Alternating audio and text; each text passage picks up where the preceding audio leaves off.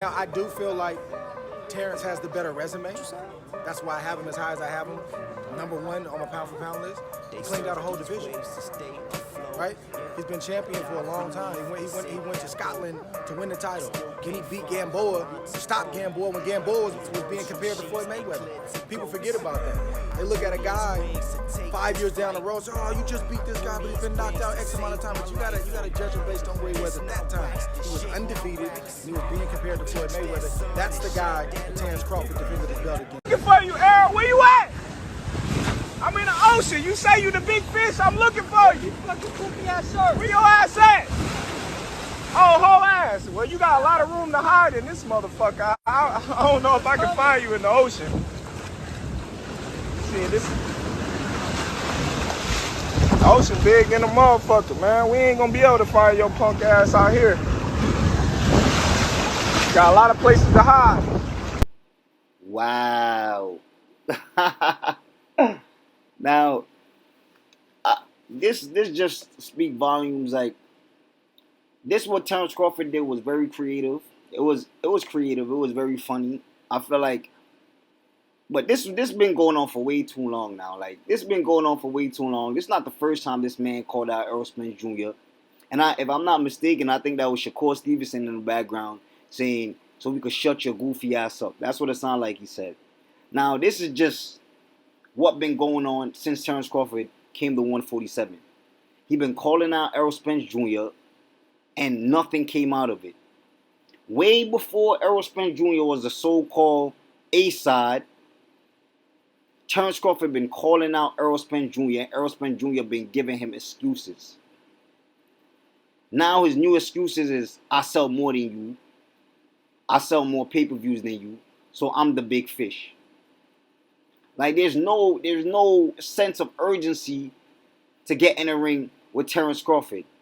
Like, there's no sense of urgency at all, bro. But I want to know, like, as a man, right? For a man to continuously call you out and you defer or you try to rely on, oh, I sell more than you, so that's why I'm not going to fight you. Like, people are starting to realize you and figure you out now, buddy. Like, you not slick no more. Like, people are seeing right through the, I'm this big fish, I'm my own boss, but yet still you're being managed when it comes to Terence Crawford, just like how Floyd Money Mayweather managed Gervonta Tank Davis' whole career. When it comes to Terence Crawford, you're being managed very well. Like, you have not been cornered to be put in the ring with Terence Crawford, because you try not to be cornered to be put in the ring with Terence Crawford. You try your best to try to talk about other things but the fight. You spoke about Terence Crawford has to go get a belt. You spoke about Terence Crawford hadn't done nothing in the welterweight division. If that's the case, then if he haven't done nothing, then fight a nobody then. Fight a nobody with a belt and take his belt. Like, the people are being, I feel like the people have been patient. The fans have been patient. Yeah, I'm not gonna say y'all because y'all know who it is. Errol Spence Jr. is doing a big disservice to boxing by just keep on running and running. And like I said in my previous videos, he's gonna run into a brick wall. It happens all the time. Teofimo Lopez kept on running from Devin Haney until he run into Cambosis. And look what happened. He lost. So Errol Spence Jr. keep running from Terence Crawford. He's going to run into a nobody and he's going to lose. And you're going to look completely stupid instead of just going out with a bang and just fight Terence Crawford, bro. Like, we're really getting impatient. We seen Terence Crawford stop Sean Porter. We seen Terence Crawford stop Kell Brook. Those are two of your opponents. Terence Crawford, stop him. You weren't able to stop Sean Porter. Sean Porter gave you the best fight of your career. You stopped Kell Brook in the 10th round. In the 11th round, matter of fact, and it was a very close fight. Like, apart from Kell Brook being knocked down, Kell Brook was really giving you the works. And Terence Crawford took Kell Brook out in 4 rounds, bro. So, like, the people just want to see greatness. They want to see Errol Spence Jr., the guy that's the technician that comes in with his game plan, and his game plan works 99% of the time, 100% of the time. Go to the body. He haven't lost yet, so 100% of the time. Go to the body. He's very strong. He can move. Like, he's a great fighter against somebody that is a switch hitter, that has a high IQ, that got the dog in him. Both of them got the dog in them. Like, we want to see this fight. Like, Bud fans want to see this fight. We want to see this fight. This what Terence Crawford did. He's done this before.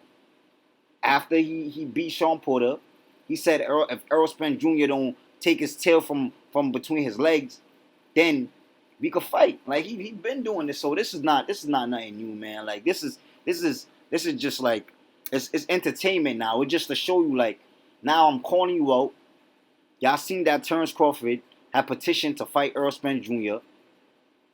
and Mauricio Suleiman, he was trying to say, oh, you got to go through the promoter. And Terence Crawford and Bob Arum at the time, now Terence Crawford left Bob Arum, but at the time they wasn't seen eye to eye, so there's no way he was going to get that fight with Errol Spence Jr.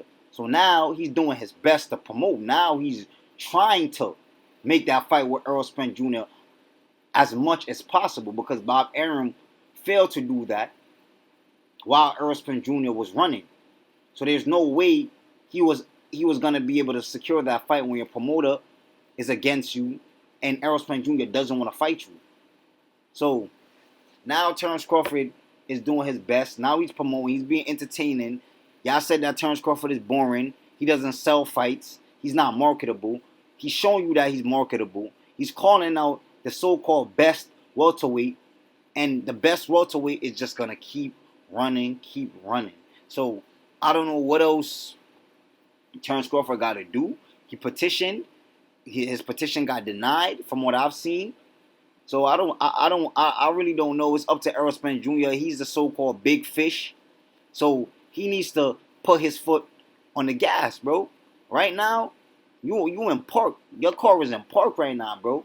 We don't know what's going on with you.